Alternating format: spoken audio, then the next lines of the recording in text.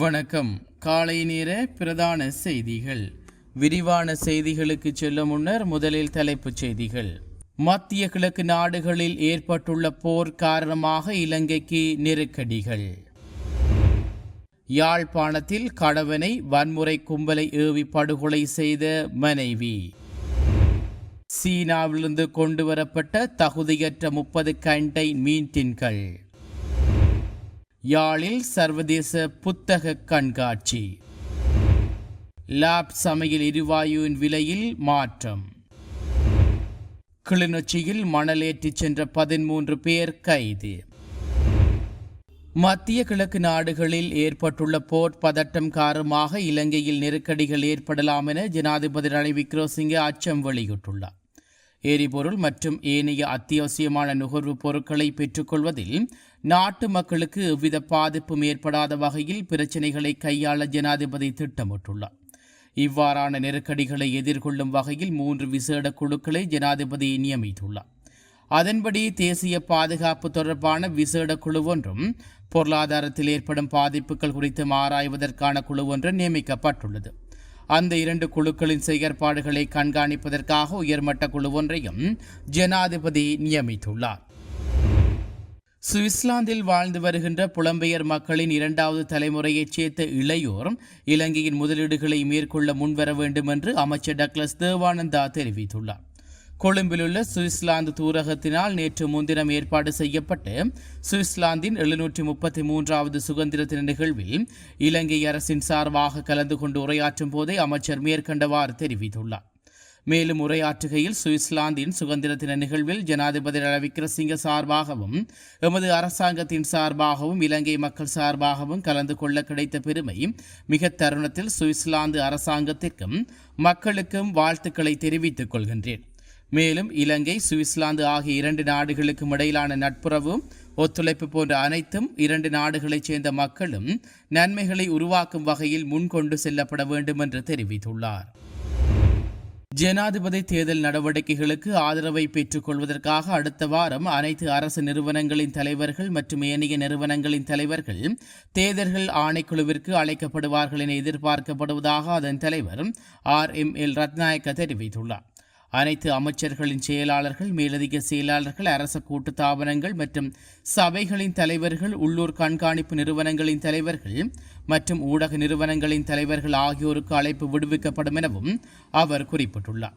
அத்துடன் தேர்தல் நடவடிக்கைகள் தொடர்பான அறிவுறுத்தல்களை வழங்குவதற்காக நாளை சனிக்கிழமை அனைத்து தேர்தல் அதிகாரிகள், மாவட்ட பிரதிநிதி மற்றும் உதவி தேர்தல் ஆணையாளர்களும் ராஜகிரிய தேர்தல் செயலாளர் அலுவலகத்துக்கு அழைக்கப்பட உள்ளார்கள்.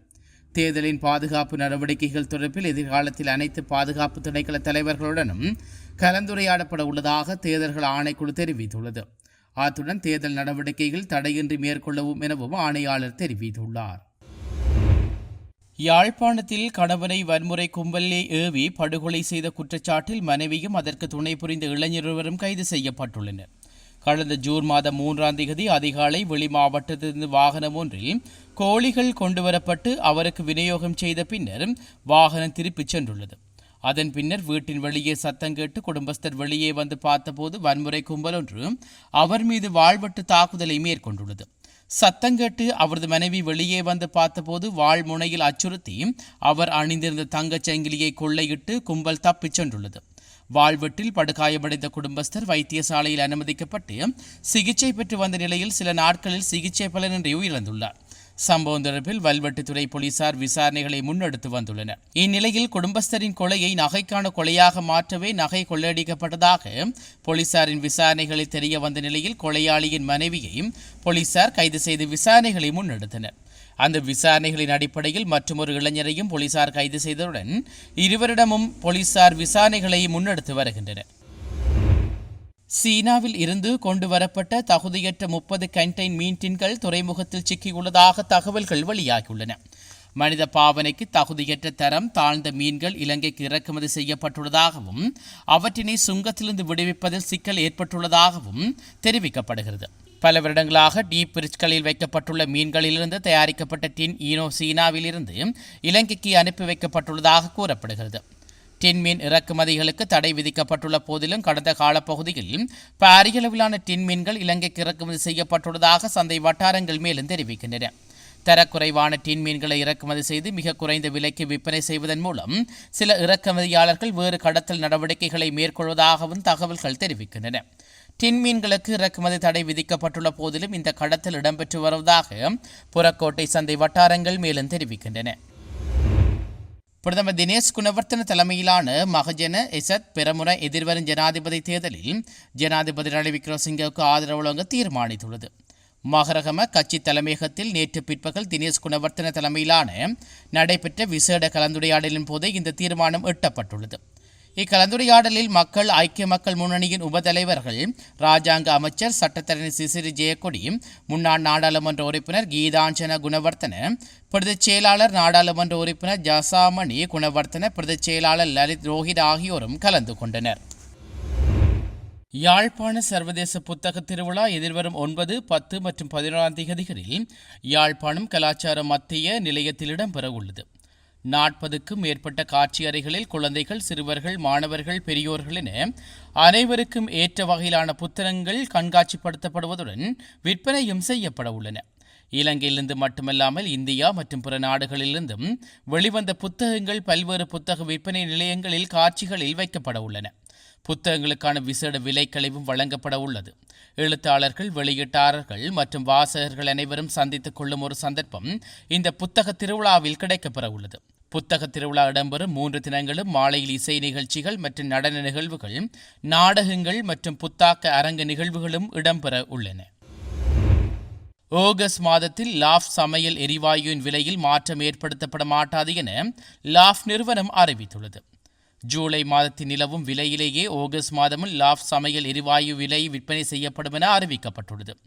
அதற்கமைய 12.5 கிலோகிராம் லாப் சமையல் எரிவாயுவின் விலை 3680 ரூபாய்க்கும், 5 கிலோகிராம் லாப் சமையல் எரிவாயுவின் விலை 1477 ரூபாய்க்கும், 2.3 கிலோகிராம் சமையல் எரிவாயுவின் கொள்கலன் விலை 591 ரூபாய்க்கும் விற்பனை செய்யப்பட உள்ளது. இதேவேளை லிட்டோ நிறுவனத்தின் விலைகளிலும் இம்மாதம் திருத்தம் செய்யப்படவில்லை என்பதும் குறிப்பிடத்தக்கது. ஹெரனை பெருவதண்ட பிரதேசத்தில் நேற்று கார் முச்சக்கர வண்டி மோதி இடம்பெற்ற விபத்தில் இளைஞர் ஒருவர் உயிரிழந்துள்ளதாக போலீசார் தெரிவித்துள்ளனர். கார் ஒன்று வீதியை விட்டு விலகி அருகிலிருந்த கால்வாயில் மோதி பின்னர் வீதியோரத்தில் நிறுத்தி வைக்கப்பட்டிருந்த முச்சக்கர வண்டி ஒன்றுடன் மோதியதில் இந்த விபத்து இடம்பெற்றுள்ளது. காரின் சாரதி உறங்கியதால் இந்த விபத்து இடம்பெற்றுள்ளதாக ஹெரனை தலைமையக போலீசார் தெரிவித்துள்ளனர். விபத்தின் போது முச்சக்கர வண்டியிலிருந்து இருவர் படுகாயமடைந்த நிலையில் வைத்தியசாலையில் அனுமதிக்கப்பட்ட பின்னர் இருவரில் ஒருவர் உயிரிழந்துள்ளதாக போலீசார் தெரிவித்துள்ளனர். இதில் களுத்துறை புலற்சிங்கள பிரதேசத்தைச் சேர்ந்த 29 வயதுடைய இளைஞர் ஒருவரே உயிரிழந்துள்ளார். காயமடைந்தவர் அருணகம பிரதேசத்தைச் சேர்ந்த 61 வயதுடைய நபர் ஒருவர் என்பதுடன் இவர் உயிரிழந்த இளைஞரின் காதலியின் தந்தை எனவும் போலீசார் தெரிவித்துள்ளனர். கிளிநொச்சி போலீஸ் பிரிவுக்குட்பட்ட பனங்கண்டி, முசுறுமோட்டை, பரந்தன் ஆகிய பகுதிகளிலிருந்து அனுமதி பத்திரத்துக்கு முரணான வகையில் மணல்களை ஏற்றிச் சென்ற 13 பேர் கைது செய்யப்பட்டுள்ளனர். கிளிநொச்சி போலீசாருக்கு கிடைக்கப்பெற்ற தகவலுக்கு அமைவாக கடந்த 24 மணி நேர சுற்றுவளைப்பின் மூலம் குறித்த கைது நடவடிக்கை இடம்பெற்றுள்ளது. இதன்போது பனங்கண்டி பகுதியில் அனுமதி பத்திரமின்றி மணல் அகழ்வில் ஈடுபட்ட 3 உளவு இயந்திரங்களும், முசறுமோட்டை மற்றும் பரந்தன் ஆகிய பகுதிகளில் A35 பிரதான வீதியில் அனுமதிக்கப்படாத வகையில் மணல் ஏற்றிய குற்றச்சாட்டில் 11 டிப்பர்களும் அதன் சாரதிகளும் கிளிநொச்சி போலீசாரால் கைது செய்யப்பட்டுள்ளனர். கைது செய்யப்பட்ட சந்தேக நபர்கள் அனைவரும் போலீஸ் விசாரணைகளின் பின்னர் பிணையில் விடுவிக்கப்பட்டதுடன் பொருட்களை நீதிமன்றத்தில் முற்படுத்த நடவடிக்கை எடுக்கப்பட்டுள்ளதாக கிளிநொச்சி போலீசார் தெரிவித்துள்ளனர். இத்துடன் காலை நேர பிரதான செய்திகள் நிறைவு பெறுகிறது. தொடர்ந்து நாளை காலை பிரதான செய்திகளோடு இணைந்து கொள்ளுவோம். நன்றி.